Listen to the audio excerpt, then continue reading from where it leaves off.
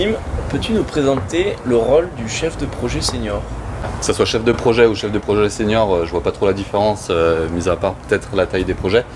Le chef de projet, c'est celui qui va orchestrer, on va dire, le projet, qui va s'appuyer sur le chef de projet technique, sur le responsable projet achat, sur le conducteur de travaux, et qui va mettre tout ça en musique pour essayer d'avancer ensemble et faire en sorte que le projet se passe dans les meilleures conditions.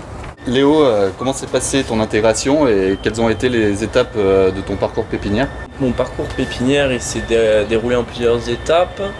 Donc dans un premier temps, j'ai visité des chantiers de la BU Elia où j'ai pu découvrir finalement les différents métiers auxquels nous sommes confrontés sur les chantiers.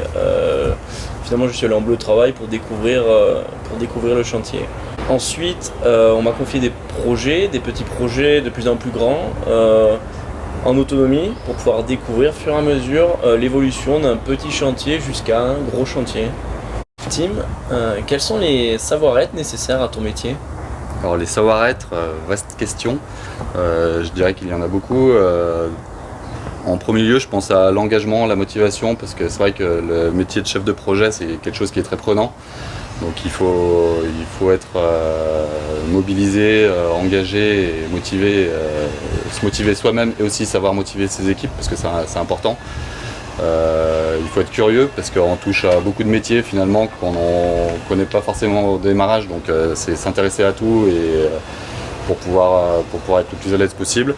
Aussi, quelque chose qui n'est pas forcément facile d'inné, c'est la communication, que ce soit envers ses équipes mais aussi à l'extérieur. Tu vois l'exercice qu'on fait actuellement, là sur mon projet j'ai jamais autant communiqué vers l'extérieur qu'actuellement et c'est des choses qui s'apprennent, qui sont pas faciles et qu'il faut faire quand même.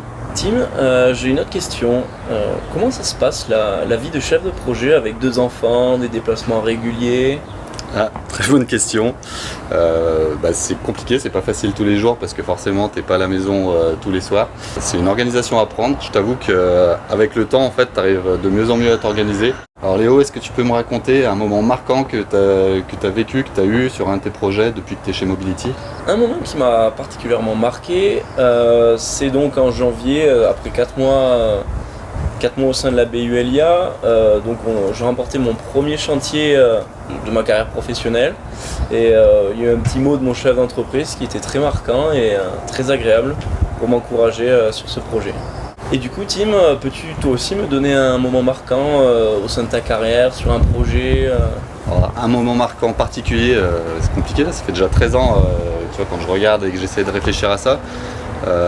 Des moments marquants, c'est plein de soirées sympas qu'on a pu vivre grâce à l'entreprise, grâce au projet.